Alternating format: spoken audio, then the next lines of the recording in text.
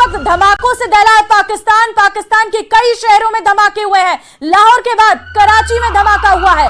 लाहौर धमाके पर पाकिस्तानी सेना का बड़ा बयान सामने आया है। लाहौर में ड्रोन से धमाका हुआ। पाकिस्तानी सेना ने यह बताया है 12 भारतीय ड्रोन पाक में घुसे। पाकिस्तानी सेना ने कहा है लाहौर, कराची, रावलपिंडी में दिखे ड्रोन। पाक सेना ने यह बयान जारी किया है। गुजरांवाला में भी ड्रोन दिखे हैं। मियानो, बहावलपुर में भारतीय ड्रोन दिखे। पाकिस्तान सेना की तरफ से कहा गया है। हमले के बाद की तस्वीरें, कराची में धमाका हुआ उसकी तस्वीर हम आपको दिखा रहे हैं। और आप देखिए पाकिस्तान की कराची में धमाके से पूरा कराची दहल उठा है। लाहौर, कराची में धमाके, पहले लाहौर में धमाके हुए, एक के बाद एक 3 धमाके हुए और उसके बाद कराची में धमाके हुए। पाकिस्तानी सेना ने खुद इस बात की जानकारी दी है। 3 तस्वीरें आप देखिए, धमाके के बाद की तस्वीरें हम आपको दिखा रहे हैं। पहली तस्वीर पाकिस्तान के कराची में जब धमाका हुआ, किस तरीके से कराची दहल उठा। सभी लोग अपने घरों से बाहर आ गए, एक जगह पर इकट्ठा हो गए। हालांकि इसमें नुकसान कितना हुआ है इस बात की जानकारी पाकिस्तान की सेना ने अभी तक नहीं दी है। दूसरी तस्वीर जहां पर पाकिस्तान की सेना ने मोर्चा संभाला है और जो धमाके की बाद की तस्वीरें वो नजर आ रही है। पाक आर्मी बेस के पास ये धमाका हुआ है। लाहौर में ड्रोन से ये धमाके किए गए हैं, ऐसी जानकारी पाकिस्तान की सेना की तरफ से दी गई है। हम आपको कुछ और तस्वीरें दिखा रहे हैं। पहली तस्वीर धमाके से जब लाहौर दहल उठा, क्योंकि लाहौर में जब ये धमाका किया गया तो एक के बाद एक 3 धमाके हुए। दूसरी तस्वीर पाकिस्तान में किस तरीके से हड़कंप मचा हुआ है, लोग अपने घरों से बाहर आ गए, ड्रोन से ये धमाके किए गए और जो लगातार लाहौर के बाद कराची में किए गए। पाक नौसेना परिसर में भी धमाका हुआ है। लाहौर समेत 3 एयरपोर्ट बंद कर दिए गए हैं एहतियात के तौर पर। तो देखिए पाकिस्तान को जवाब मिलेगा और जवाब मिलने शुरू भी हो गए हैं।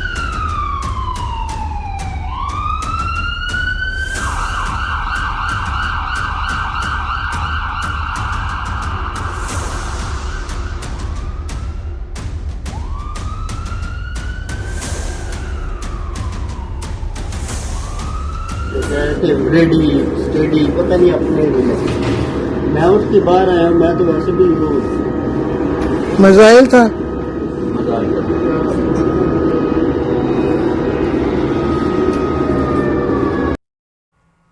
और चलिए आगे बढ़ते हैं। खबर बाड़मेर से आपको देंगे, जहां ऑपरेशन सिंदूर के बाद हालात बदल गए हैं। प्रशासन अतिरिक्त सतर्कता बरत रहा है। अब रात 10 बजे से सुबह 4 बजे तक ब्लैक आउट रहेगा। तो वहीं स्कूलों को अनिश्चितकाल के लिए बंद किया गया है। आम जनता भी चाहती है कि अब समय आ गया है पाकिस्तान के टुकड़े हो। पहलगाम आतंकी हमले का बदला लेने के बाद में बौखलाए पाकिस्तान की हरकतों को देखते हुए अब भारत ने एहतियात बरतना शुरू कर दिया है और देर रात को 12 बजे से सुबह 4 बजे तक बाड़मेर जिला मुख्यालय सहित सीमावर्ती पूरा क्षेत्र जो था वो ब्लैकआउट रखा गया था एहतियात के तौर पर, ताकि किसी भी तरीके की दुश्मन को हमारी भनक नहीं लगे।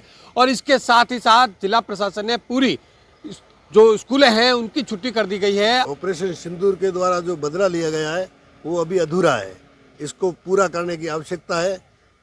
पाकिस्तान के सारे आतंकी ठिकानों को संपूर्ण रूप से नष्ट करके ही हिंदुस्तान में शांति स्थापित की जा सकती है और भारतीय सेना इसके लिए तत्पर है। और भारत के सीमावर्ती क्षेत्र के नागरिक हम सभी इस बात के लिए तैयार है, जैसी भी स्थिति होगी, चाहे ब्लैकआउट करे, चाहे सारी पाकिस्तान कुछ भी कर ले, लेकिन भारत सरकार जो निर्णय लेगी हम उसके साथ रहेंगे और बॉर्डर पर जैसी जरूरत पड़ेगी मुकाबले के लिए खड़े रहेंगे। जिस प्रकार ने माननीय नरेंद्र मोदी जी ने पहलगांव में हमला करके वापस जो बदला लिया है वो वाकई में काबिले तारीफ है। इसके लिए पूरे हिंदुस्तानियों में खुशी की लहर है।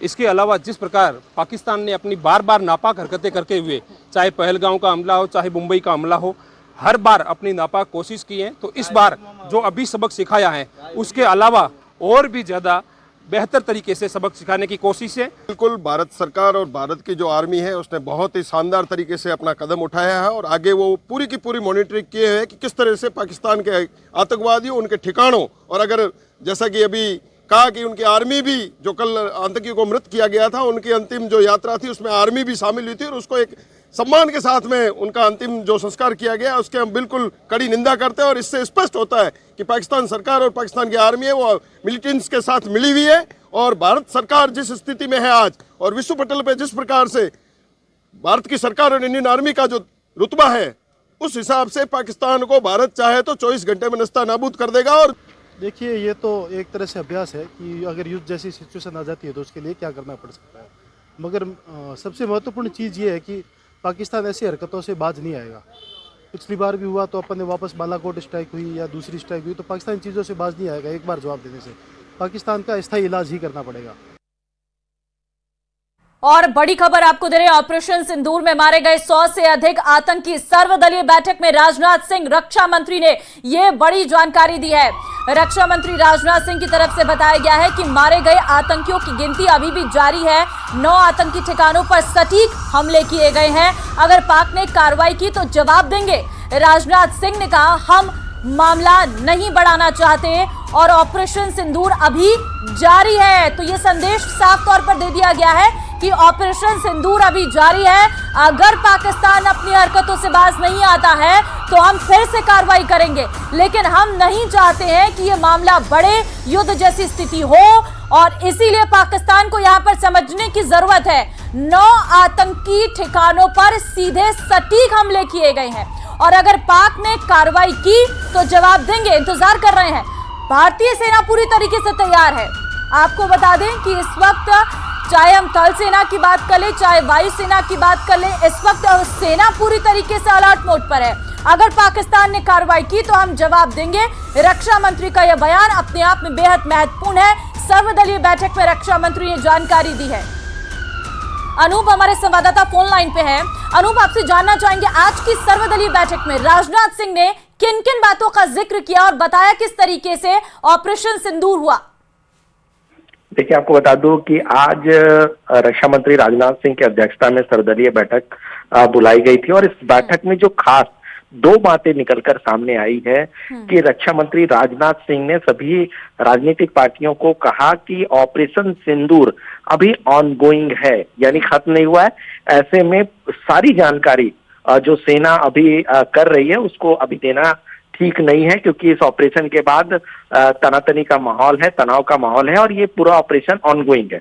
दूसरी बात, पहली बार सरकार की तरफ से ये आंकड़ा भी दिया गया कि 100 से ज्यादा आतंकवादी ऑपरेशन सिंदूर के तहत मारे गए हैं और दूसरा कि ये आंकड़ा अभी इसकी गिनती जारी है, यानी कि सरकार ने स्पष्ट कर दिया कि जो ऑपरेशन सिंदूर चलाया गया था उसमें 100 से ज्यादा आतंकवादी मरे हैं।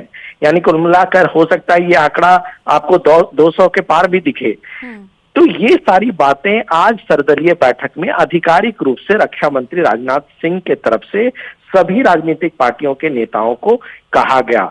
दूसरी बात ये भी हुआ कि सभी राजनीतिक पार्टियां एकमुश्त होकर सरकार के इस पहल पर साथ, यानी कि वो सभी राजनीतिक पार्टियां साथ हैं, ये प्रतिबद्धता भी इस बैठक में जताई गई।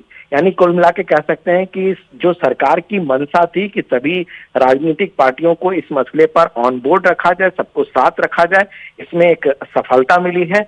दूसरी बात की चूंकि ये बहुत बड़ा मसला है, राष्ट्रीय सुरक्षा से जुड़ा हुआ मसला है, आतंकवादी घटना से जुड़ा हुआ मसला है, ऐसे में सरकार हर बात पर पूरी राजनीतिक पार्टियों को साथ लेकर चलना चाहती है। जी बिल्कुल, बहुत धन्यवाद आपका तमाम जानकारी देने के लिए। तो इस वक्त संवाददाता दिल्ली से अनूप गुप्ता हमारे साथ फोन लाइन पे थे, जिन्होंने जानकारी दी है कि यहाँ पर राजनाथ सिंह रक्षा मंत्री की तरफ से पूरी तरीके से ब्रीफिंग जो है वो की गई है और उसमें बताया गया है कि 9 आतंकी ठिकानों पर सीधे तौर पर हमला किया गया है। और महत्वपूर्ण बात जो इस सर्वदलीय बैठक के बाद निकलकर सामने आई है कि ऑपरेशन सिंदूर अभी जारी है, यानी कि अगर पाकिस्तान ने हिमाकत की तो पाकिस्तान को जवाब दिया जाएगा। इसकी साफ तौर पर मंशा जाहिर की है रक्षा मंत्री राजनाथ सिंह ने।